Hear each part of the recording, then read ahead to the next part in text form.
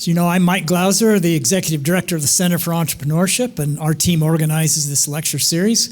We're very thrilled tonight to have Mike Romney and Bryant White with us, the founders of Fox Pest Control. They've created an amazing company with a great culture they're going to talk about. Those of you that are taking this class for a credit, I think you know the drill by now. You pick up a form out in the back. You come listen to the lecture, you write down some things that you learned, and then when the Q&A is over, when the evening's finished here, you just put it in the box back there, and that's how you get credit for taking the class and for being here tonight. If you're visiting, welcome. You're always welcome to come. We have lots of room for guests. If you're thinking about adding the class, you still have one more week to add it with our permission, and we're very happy to do that. If you add the class, there are some benefits. You get to have dinner with these entrepreneurs that come. At least one, and we had a great dinner tonight. And so if that's something you're interested in, just let me know. Okay, Hannah Whiting's going to do a formal introduction of our guests, and we'll go ahead and get started. Hannah.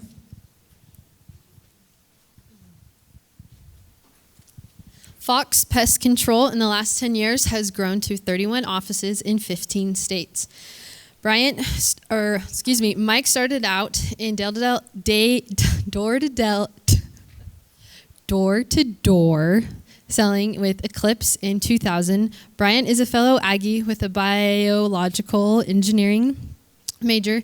They joined forces in 2012, and they have amassed over $120 million in revenue. Please welcome Mike and Bryant. Thank you, Hannah. So it's so good to be with you guys tonight. Bryant and I are going to kind of go back and forth a little bit.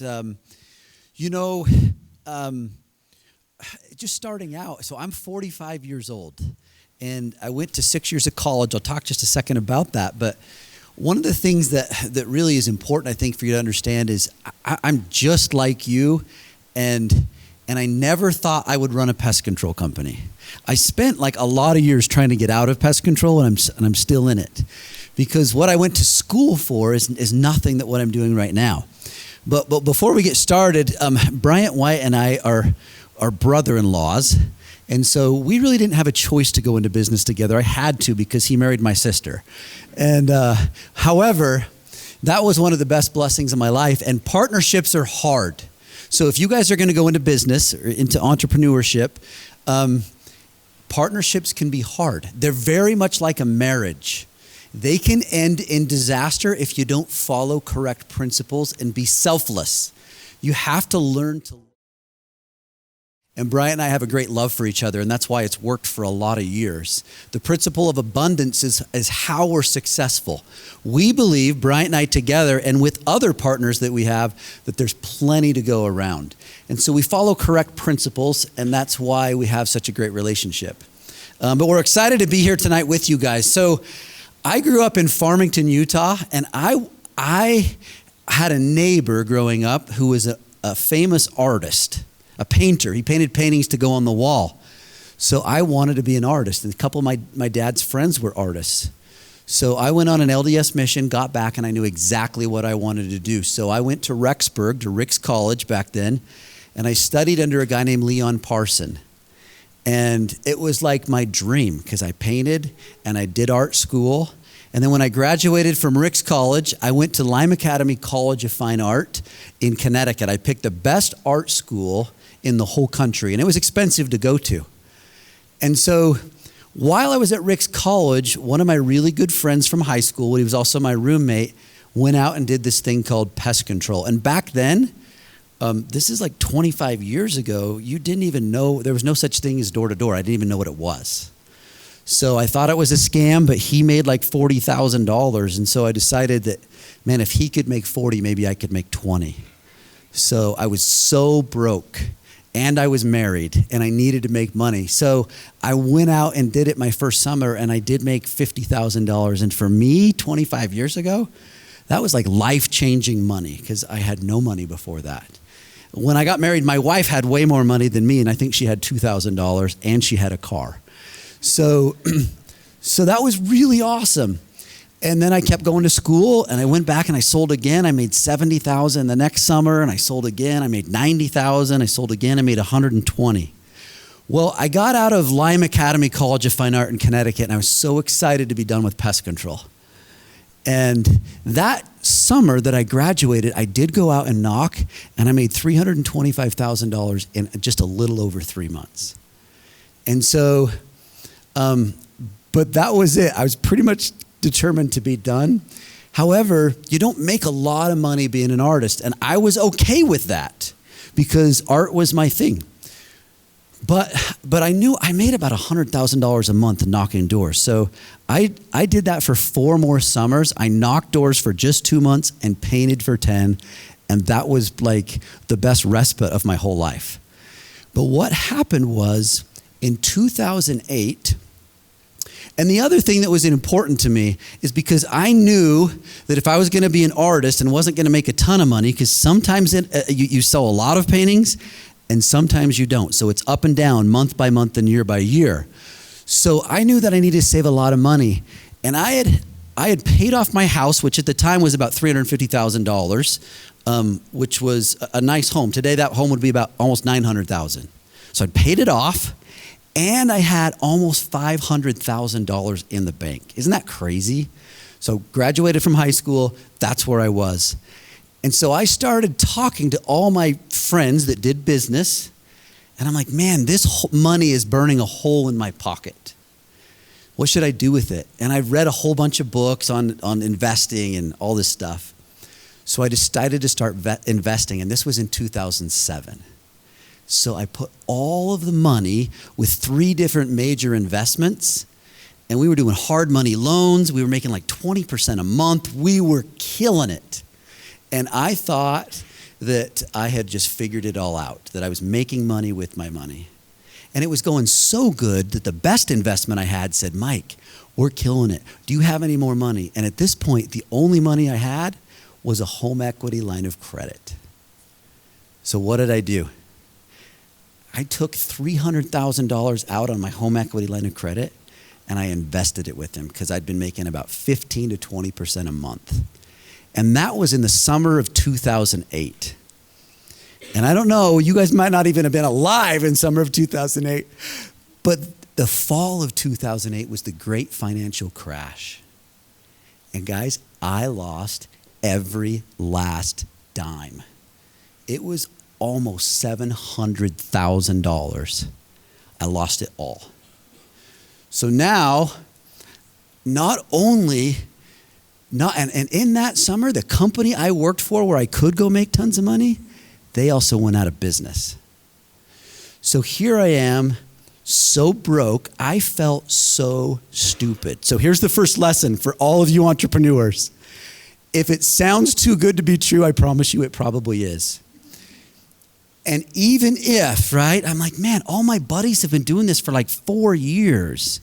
And we lived in a world where you could do things that were too good to be true for a period of time, but I promise you it will always catch up. So I didn't follow correct principles.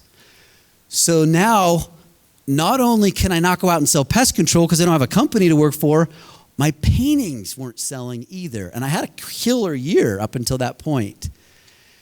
And so I had some decisions to make. But here's the other principle that's important.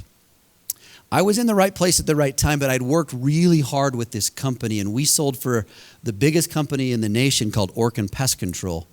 And I had great relationships with them because I was the #1 sales rep for them. So I actually started a marketing company in the fall of 2008 all by myself. And here's this poor, now starving artist in Idaho that's broke, and I started a marketing company. And that next year, I actually made $600,000 back. That's crazy, right? And so I did that for a few years in a row and started to make that money back. But I'll never forget this. And those of you guys that have done hard things, I was broke and I knew I had to go back out and knock doors, but I had 4 kids and my wife. And I left my house in Thatcher, Idaho, and I drove all the way out to South Carolina. It's like 31 hours. And I cried literally from Thatcher, Idaho, all the way to Kemmer, Wyoming, because I knew the hell that I had to pay that summer.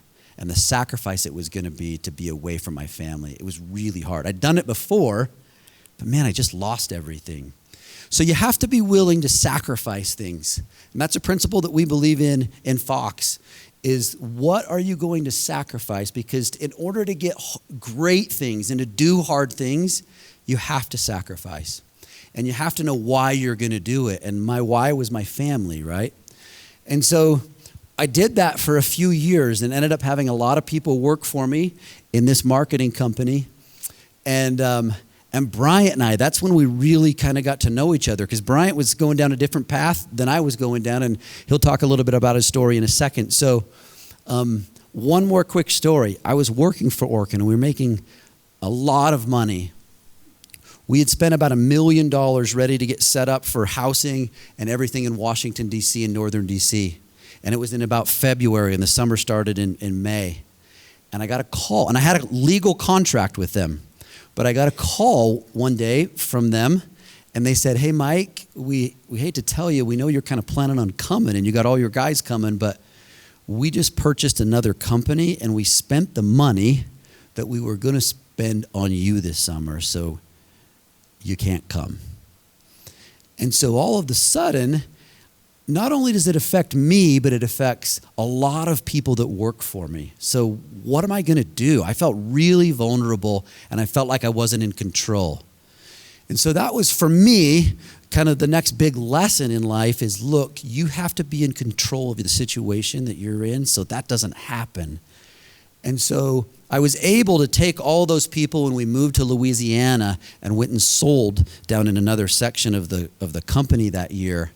But that was the year that I decided to start Fox Pest Control, because I wanted to not only be in charge of the selling, but also of the servicing, so nobody could ever do that for me again. So that's a little bit of the story to kind of get us started. Now, I still like to do art. I used to paint like 100 paintings a year. Now I paint like 2, because our company's kind of got out of control, didn't it? 'Cause we have some of our employees here. It's got big, and it just takes so much of our time, and it's been such a blessing in our life. So let me introduce you to Bryant White.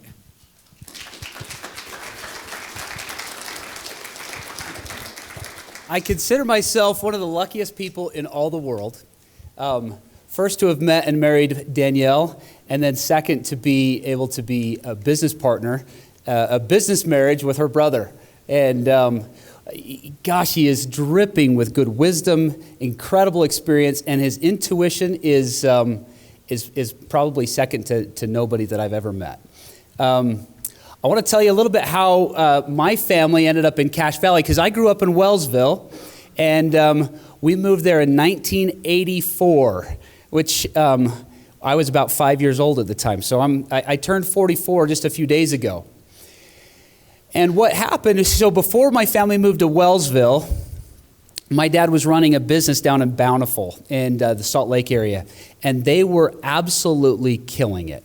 And they were selling franchises for this kind of like a placement, like an employment services kind of a business. And they were making money hand over fist and living like kings. And but their business relied on people's ability to get financing. And so they'd sell a franchise to somebody. They'd go to the bank and they'd say, hey, I need to get a loan so I can buy this franchise and go off and be in business. And they were selling these things like hotcakes because interest rates weren't terribly high. Well, what's been happening in our economy lately with interest rates? Does anybody know, if you want to get a 30-year loan today, what are you going to pay for an interest rate on a conventional loan? Anybody know? 6, 7?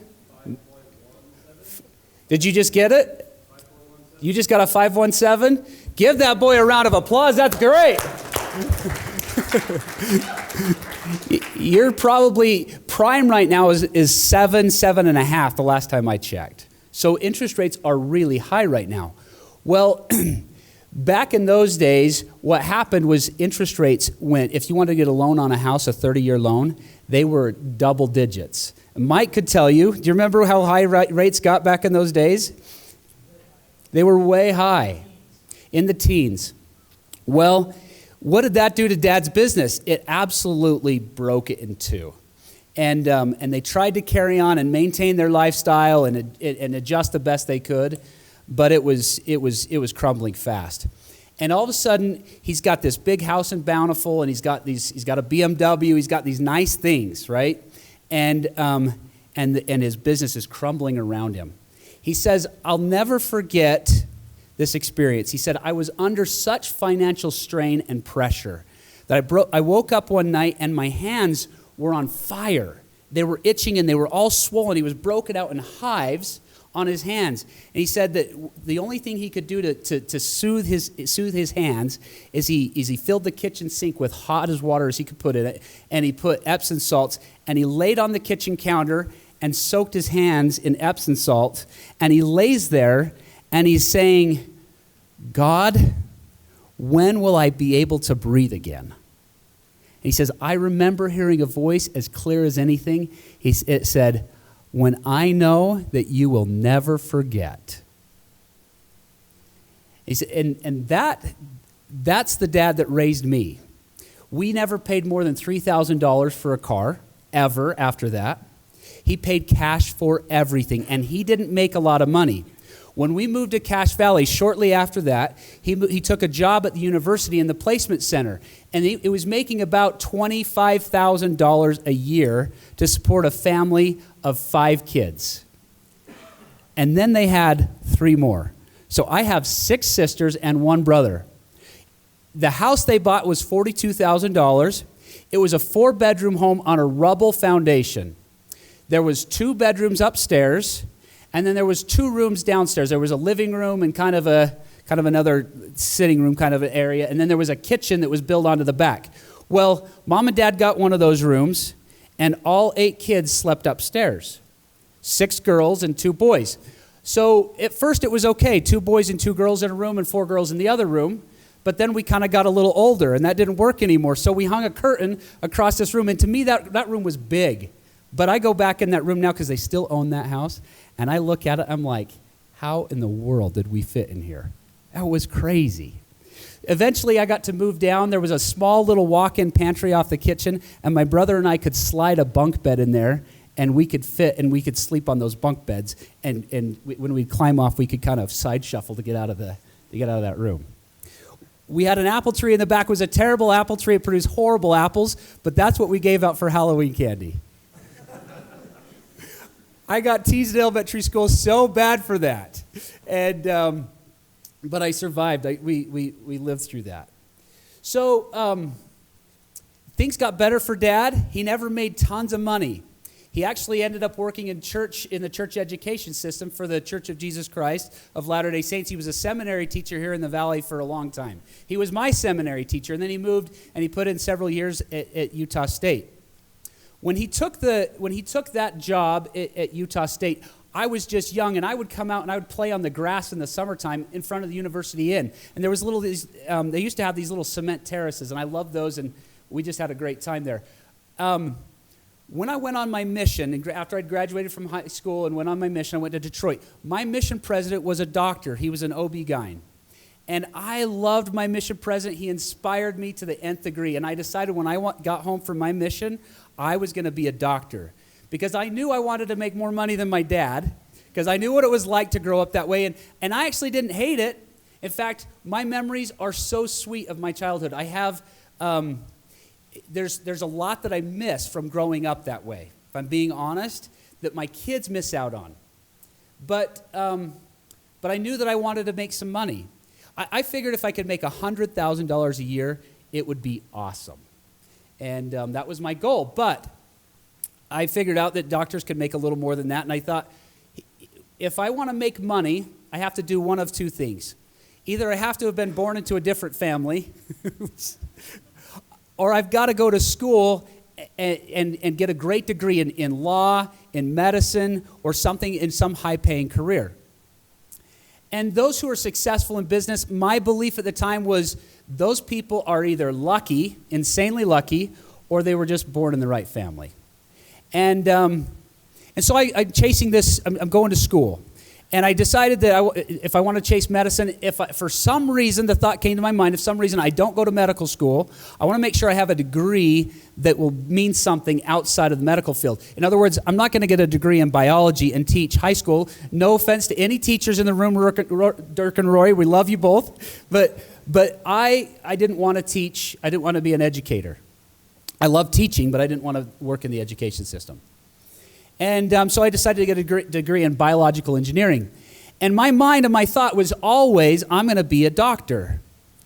And here's what's interesting, is that when we start off, when you're in this decade of decision making, that's where you guys are right now. The next decade, in the previous 2 or 3 years, this is where so many of your most critical and important decisions are made in your life. They set the path and the trajectory for the rest of your life, probably almost more than any other time in your period of time in your life. And in that time, we're all just worried about. I think most of you probably relate to me, or I could relate with you, that I don't see what I'm going to be doing in 3 or 4 or 5 years. I think I do. I think I know what it's going to be, but there's a degree of anxiety wondering what that's really going to look like and feel like. Am I really going to be a doctor? Am I really going to do what I'm studying in school? I remember sitting on the Aggie shuttle, and I sat next to this kid who was done with 4 years of school, and he's telling me all about all these plans. And he knew exactly what he was going to do. Bam, bam, bam. I'm going to graduate this date, and do all these things. And I sat there, and I'd been in school for 3 years at the time. And it was about that time I was thinking, am I really going to, I don't know for sure, but this is what I think I'm going to do. And I listened to him talk with such confidence and certainty. I'm like, man, it must be really nice to know exactly what you're going to do after college. He says, you don't? And I was like, I felt kind of dumb. But I didn't. I thought I knew, but I was still kind of just a little uncertain. Well, fast forward a little bit in time. I graduated from college, and it's time for me to kind of get real. It's real, right? What am I going to do? And the year before, my sister had gone out and sold pest control. She's my baby kid sister. She just graduated from high school, and she made 20 grand. I thought, well, if she can do it, I can do it. And so, and Mike, I had actually known Mike for a while. I knew he did it, but I was maybe a little timid to try it. Well, I went out and tried it finally. That was in 2006, and I made $60,000. I was like, wow, this is amazing. I did another year. I made $98,000. The next year, I made $135,000. The next year, I made $250,000 just knocking doors. But you know the problem with knocking doors is it's knocking doors. I'll just tell you this one story, then I'll turn it back to Mike. One year, it was in 2000, my son was born in 2008, and we were still knocking doors, and Mike just told you the story of kind of what was happening in the world. Well, that same year, I had started to build a house. My wife, Danielle, was pregnant with our 4th child, Cohen. We have 6 kids, 3 boys and 3 girls. It's an even split. I don't know how we get so lucky. And she's due in February. I'm about ready to, we had only built the house. I'd only budgeted enough for me to do all the work, from the foundation to the shingles to the sheetrock, everything. And we did that. And I could do that because I had 8 months between summers at the time, right? And so we were pounding away, and I got a phone call from the guy I was working for, and we were talking about my next paycheck, and he informed me it was going to be way, way less than I thought it was going to be. In my mind, I thought it was going to be huge, and he told me it was going to be small. And I couldn't afford to pay the bills. I couldn't afford to do anything. And I have this house. We're in the middle of it. What am I going to do? Well, there's only one thing I can do. I got to go sell. I got to go do pest control. My wife's pregnant. She's due in a couple of weeks. Well, I called a guy that I knew that was kind of a general contractor, and he came over, and I said, I just need you to kind of help move this project along while I go and work. And my wife gave birth to Cohen a couple weeks later, and 2 weeks after that, I went and I sold for 6 months. For 6 months, I didn't see my 2-week-old that I came home to is now 6 months old. When I picked him up and I held him for the first time after I got back home, he looked at me like I'm a stranger. He didn't even recognize me. Back then it was Skype, not FaceTime, it's Skype. And it was like, it was really bad. He couldn't, and I have a picture of him sitting on, do you guys know what a Motorola flip phone, like a Razr is? You guys know what the Razr is? Okay, that's awesome. He had a pink Motorola Razr flip phone. I have a picture of him sitting on the couch. And he's got Danielle's old white MacBook. You remember when the MacBooks used to be white? And he's looking at me on the screen, and he's talking to me on the flip phone, because that's the only way you could hear anything on Skype, is to do it through a phone. And he's glowing.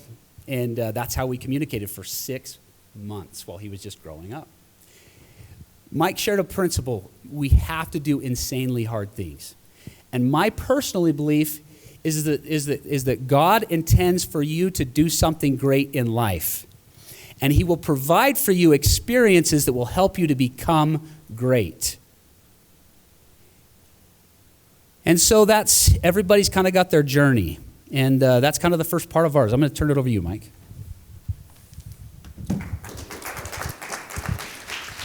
Hey, okay, so I just wanted to show you really quick. So here is my family. My wife is an RN. She's awesome. She's from Billings, Montana, and we met at Rexburg, Idaho. And then these are our kids. My oldest is a boy, and then I've got 5 girls. So we have a lot of girl power in our house, and they are awesome. We'll come back to Bryant's family in just a second. So we're just going to start talking about Fox Pest Control. So here's the thing about school. If I could go back to your age, I would do a couple things over again. So maybe this would help you just a little bit. Because I didn't go to business school, but we started a business that somehow ended up turning out to be okay. But you can either figure it out in business school, or you could just go start a business and figure it out like we did. Because Bryant and I didn't know much about starting a business, but we figured it out. But here's what I would do if I could go back to school again. I would focus on building relationships with people and my professors way more than I did. Because you can get a piece of paper, and that's important depending on what you want to do in life. But the relationships that you build and the connections you make will get you way, way further than that piece of paper. The person you become, the hard things you do, will get you way further in life than that piece of paper. I'm not saying that the piece of paper is not important, but I'm saying if I could go back again, I would go to the best possible school I could after I graduated here, just to be around the highest level of people you can be around. Because you've heard it said that we are like the 5 people we hang out with the most. That's just true. So I'd ask myself right now, if I was you, who am I hanging out with? And it's cool to hang out with good buddies and friends, and that's an important part. But I would also find what we call an inner circle. At Fox, we teach that principle. Who are the 5 people you can go out and find that aren't your buddies, but that have done really, really amazing things? And you can actually maybe bug them or ask them to be in your inner circle, where you can meet with them maybe 2 or 3 times a year for maybe 1 hour, and really ask them questions about how to be successful. And they can mentor you. And here's what's awesome, guys. You got to be respectful of those people's time, because they're really legit and busy, but they want to give back. So find 5 people in your life that you want to be like, that are older in life, that have done things that you want to do. Now, where we began. So Bryant and I just were like, we were really pretty aligned on this. The things that we wanted to do in life, we wanted to be able to have a job to provide for our families. That was most important. The second thing that we wanted to do is, if we're going to start a company, we want the culture to be awesome. We didn't know how to do that, but we just wanted it to be awesome. And the third thing we wanted to do is, we personally just wanted to be able to serve and help people, and to serve in our community and our church. So that was kind of our goal. So we thought that 1 or 2 locations would work. So I went to art school in Connecticut. There was really not that much competition in Connecticut for pest control. So we thought, let's go to Connecticut. And in that same, about a few weeks later, this seems to be the story of our lives, Bryant and I thought, hey, let's maybe start another one in Midland, Texas. So those are a long ways away, but they're totally different. And that gave us some diversity. 1 in the Northeast, 1 in Texas. So we started 2 branches that first year. And Let's see. So there's Connecticut, there's Midland. Now, Bryant, why don't you come on up here and talk about the next slide? I'll talk about this one. Now we have, it's kind of got out of control. Like we said earlier, I think now we have over 1,000 employees. This year we'll have close to about 550 independent contractors. So maybe about 1,500 people in our organization that we are responsible for. We're in 15 different states in 2 divisions, and we have about 170,000 customers. Bryant, why don't you talk about the journey about the next couple slides? Our first year in 2012, our company revenued about $600,000. $600,000, yeah. $600,000. So, and we thought we did okay. It was actually a little disappointing to us. We thought we were going to do a little better than that, but we did $600,000. The next year, we did about $2 million total revenue over the course of the year. Well, that's not that bad, right? And but by the time we got to 2016, we were doing $12 million. So from 2012 to 2016, we grew to $12 million. Then we went to 20 million, then 27, then 41, then we went to 69 million. The next year we went to 95 million. And in our industry, we rank pest control companies by their size in terms of revenue, how much money they bring in. And we ranked in 2019. What was it, number 20? Is that right? Or 21, we did 20. And in 2022, when we did 95 million, we jumped all the way up to number 13 in the country. It was amazing. And so we did, and this year, we're going to jump from 95 million to 122 million in 2022. So last year we were number 40th fastest growing company in the Intermountain region. That's pretty awesome. That's in all businesses, not just pest control. And then we're nationally accredited with the BBB. That's a super important thing in the service industry.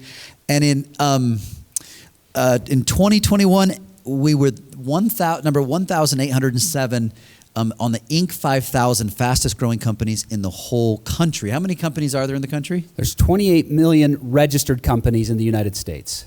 And so to be number 1,800 was pretty cool.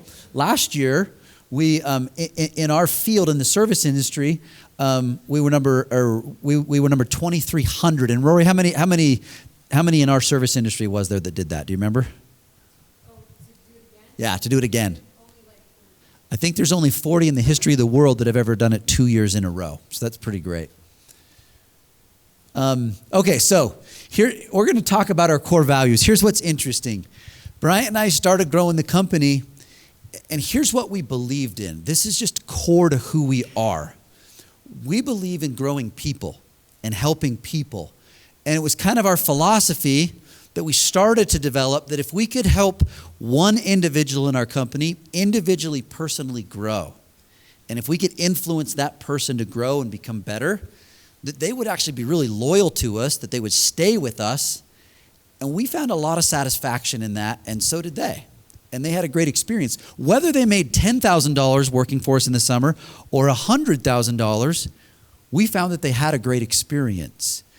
And so that became kind of one of our first core values, but we didn't even call it that. We just taught the principle that we believe that relationships are most important, that the person is more important than the problem, because we're going to have a lot of problems in life. So how we treat people, the way we respond, there's always going to be conflict, but how you deal with that is most important.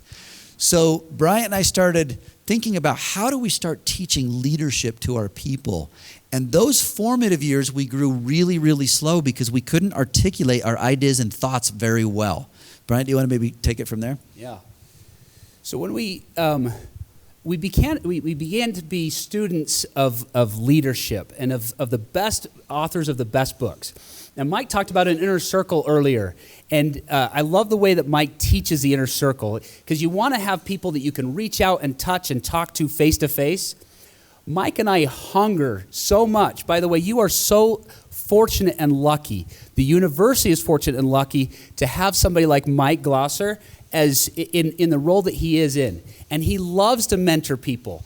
We just hunger to have more people like Mike in our lives. And what a great opportunity it is to work with a guy like Mike. But our focus in addition to the inner circle of people you can actually see and talk to, there also should be some people that you can't reach. Somebody that writes books but is maybe just outside of your reach, or maybe they're dead, right? And so we began to be students of leadership of the very best of the best people we could find that taught principles that resonated with us, and we began to be able to be articulate about the principles that we believed in. And we found that when we teach correct principles, they start to resonate with people, and they just, it's almost like you're saying something in a way that they always wish they could say it, if you get more articulate with your core values and the principles you believe in. And when you start to teach principles and you put them on the wall, then that starts to govern their behavior. It guides their behavior.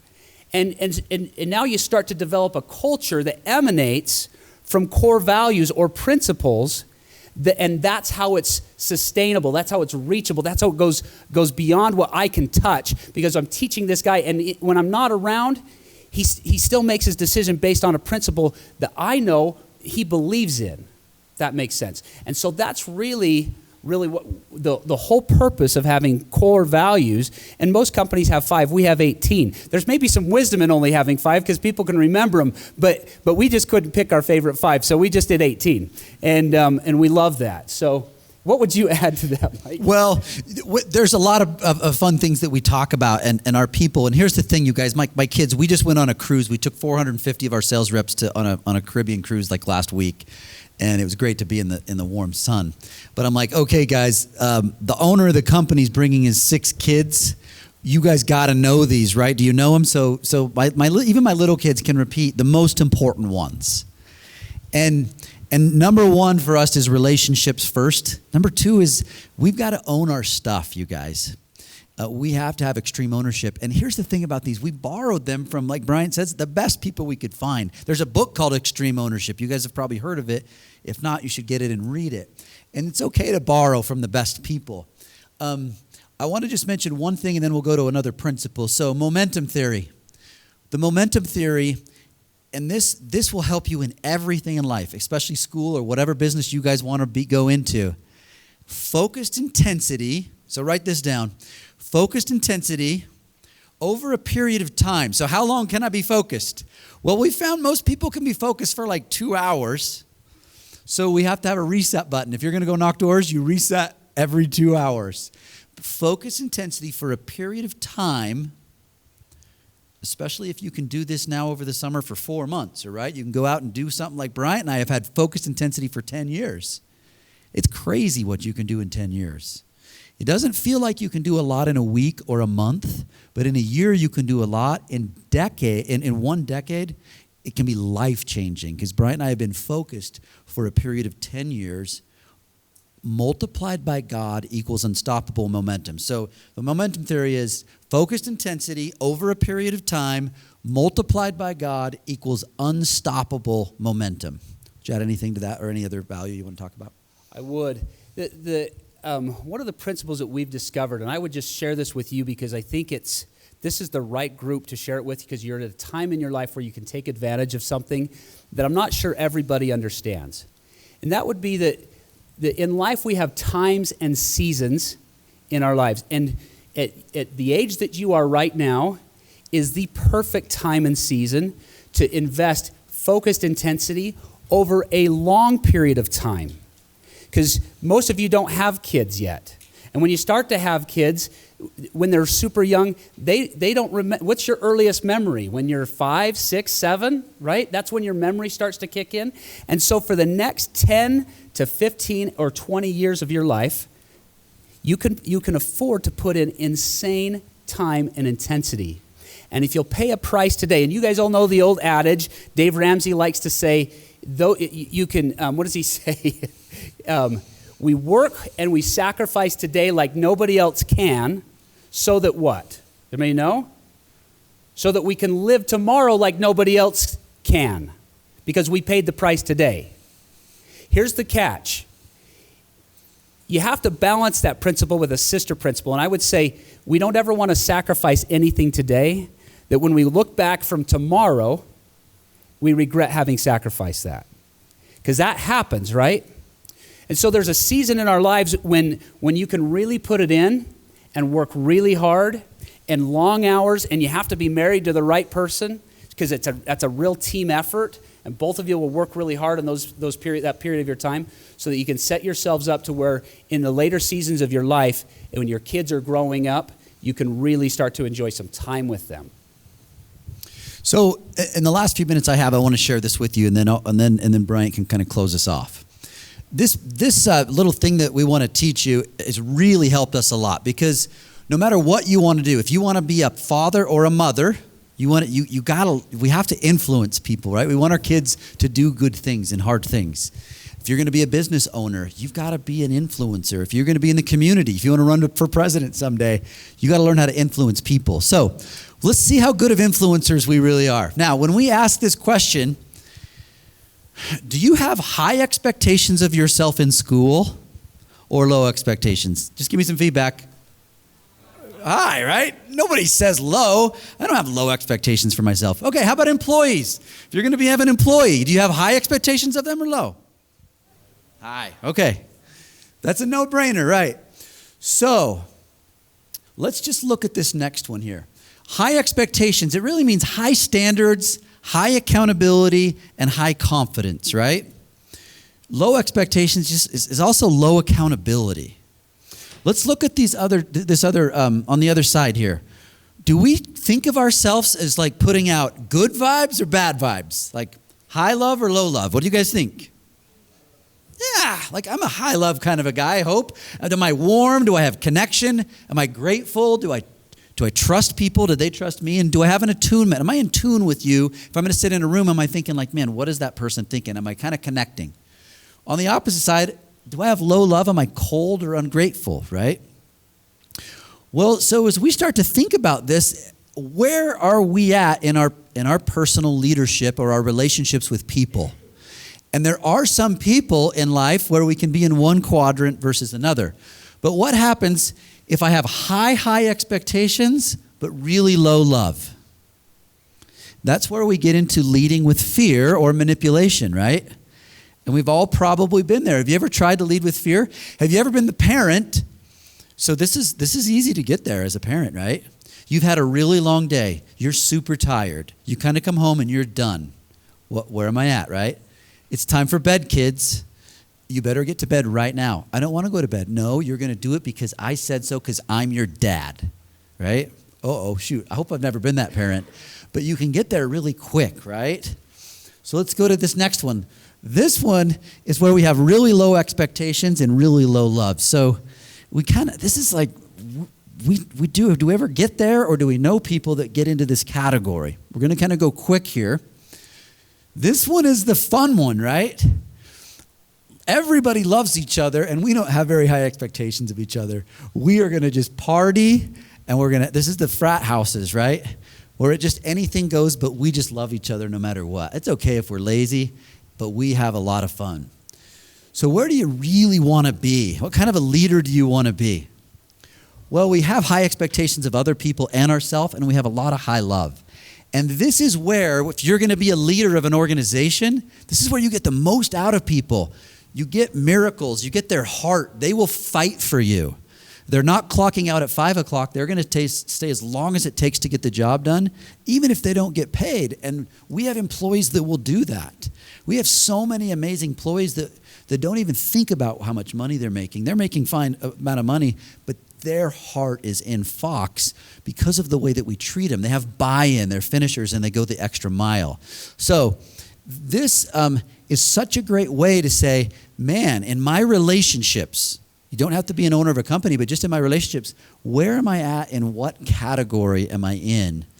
And where do you where do you lose it? Because actually, unfortunately, we all can get in different categories depending on the amount of sleep we get, how tired we are, and the stress levels that we have. We sometimes don't perform at our best. So I would just say, for me in closing, and I know we might take a little bit of time after this, but it's just, we're humbled to be here. We're just normal guys that worked hard, that have been really blessed. And the things that have blessed us is following correct principles and believing and growing our people. trying to influence them to grow themselves. And as we've done that, it's just been an organic, natural growth in our company. And we just sit back now after 10 years of being focused and are so grateful for the blessings that we've had. So, Bryant, do you want to finish this off? Yeah, thank you. So if I could just anchor a couple of quick principles to your hearts. The first one would be that, if I could say it this way, I would caution us all to not confuse what we do with who we are. Does that resonate? Do you understand what I'm saying?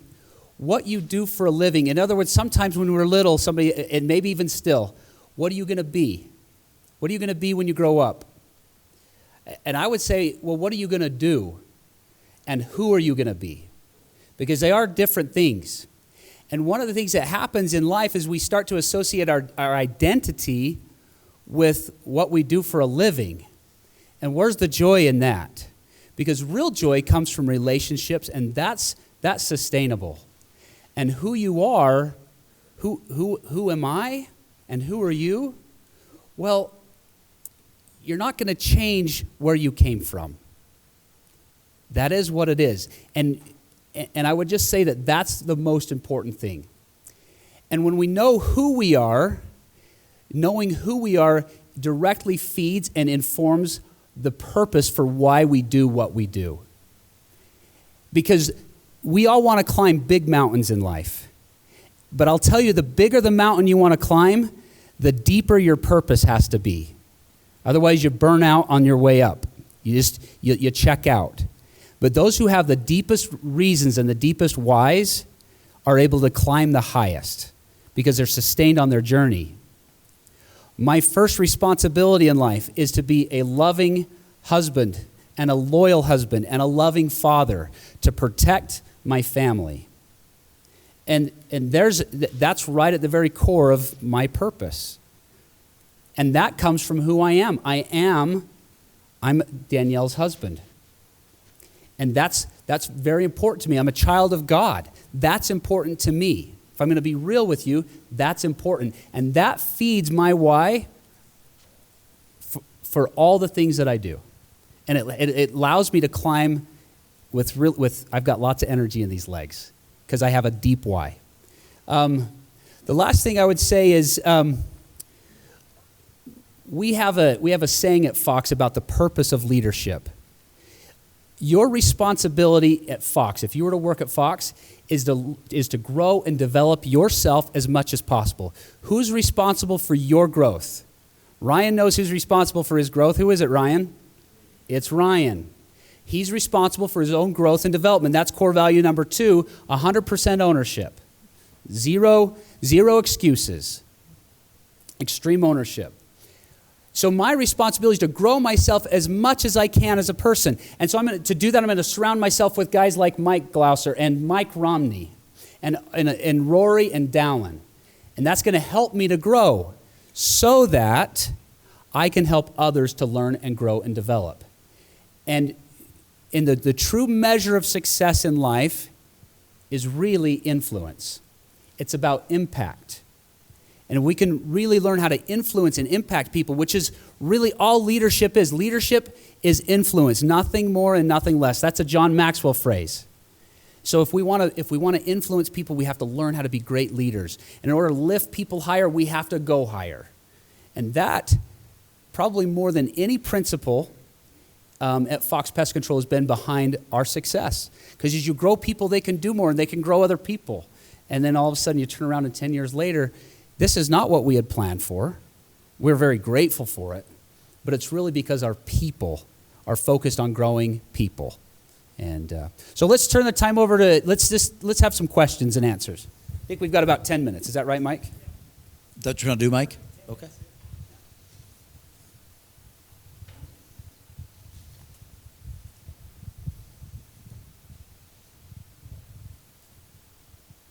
Yeah, go ahead. Sorry, I couldn't see your hand. Can we see the picture of your family? Oh, yeah, we let's missed take it that. back. Let me Thank get you What's there. your name? Hayden. Yeah. Let's go on back. So 3 boys, 3 girls. My oldest is Little Bry. He's the one in the blue shirt. Kaylee's the next one. She's in the maroon, and then Emily on the end. Emily's a wrestler. She had her elbow dislocated this year. She's recovering. She's hoping to recover and go to the state championship in February. So anyway, that's Emily, and then let's see here. Cohen is next, and then Mackenzie and Mathis. Thanks for asking for that. I saw another hand back here. Was there another hand? Go ahead. For you, what helped you, I guess, be motivated to take risks, like in business venture, whatever aspect of your life, knowing that there might be failure? What allowed you to keep moving forward, knowing that you don't really know what's going to happen? Mike, you want to take that? That's a really good question. One of the things, this is my 24th year in pest control, almost 25 years, right? So I personally knew the industry really well, and when you have knowledge, it kind of helps mitigate that risk. And so for us, it would be difficult for me in some things to go out and spend a lot of time and a lot of effort and a lot of money if I know nothing about it. So for me, that was easy to take the risk because I thought we could be successful. And I'll never forget, I didn't want to stay. You guys got to just realize I wanted so bad. If any of you guys have ever done door-to-door, you'll just laugh and know that you spend almost every summer. I wrote myself a letter my first year that says, Mike, I don't care how much money you make, you got to promise yourself you will never, ever do this again. And then I got that dang back-end check in October, right? That was like the biggest check I'd ever seen. And then I got back into it. So I did spend like 9 summers trying to get out of pest control, but here's the story. When everything went bad in 2008 and I couldn't make any money selling art and I didn't have any company to work for, and I was like, you gotta be kidding me. I am dead broke. I hate pest control. I don't want to go out and do it anymore. The thought that came to me is, Mike, you know pest control as good as anybody. You should just keep doing it. Oh, shoot, okay. And so you got to follow your gut and your thoughts and what comes to you, right? And so for me, the risk was minimal because I knew it so well. That's a really good question because for my personality, I'm kind of conservative. I don't love to take huge risks, and for me, that worked.